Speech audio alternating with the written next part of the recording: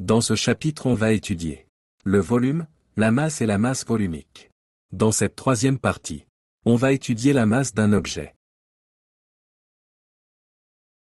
La balance est l'un des instruments les plus vieux vu son importance dans la vie.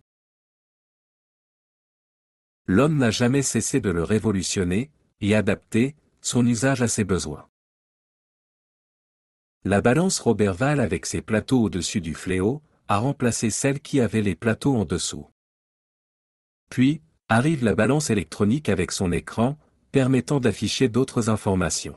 Quantité, pesée, prix etc. Comment utilise-t-on une balance Roberval ou une balance électronique?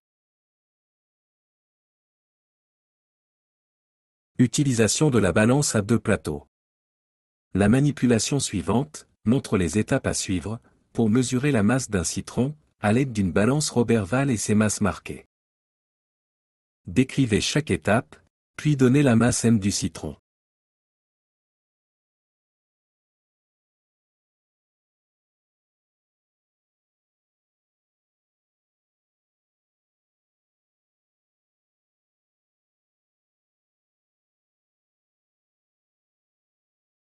Étape A.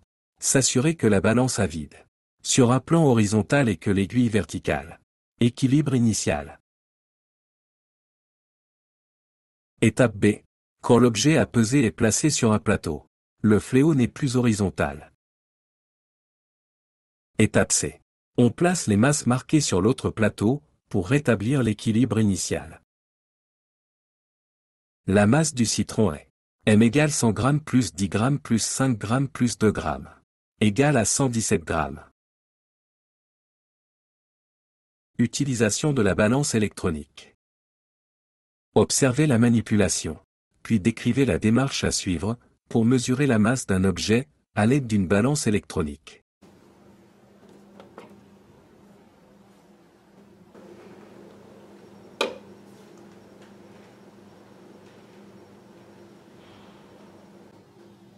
Étape A.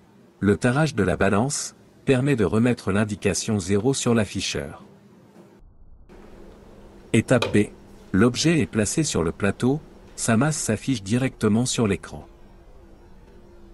La masse du cylindre est M égale 206 g. Exploitation. Pour déterminer la masse d'un corps, on peut procéder soit à l'aide d'une balance Roberval, à l'aide d'une balance électronique. La détermination de la masse d'un corps par une balance électronique est plus précise que celle donnée par une balance de Roberval. Conversion d'unité de masse volumique.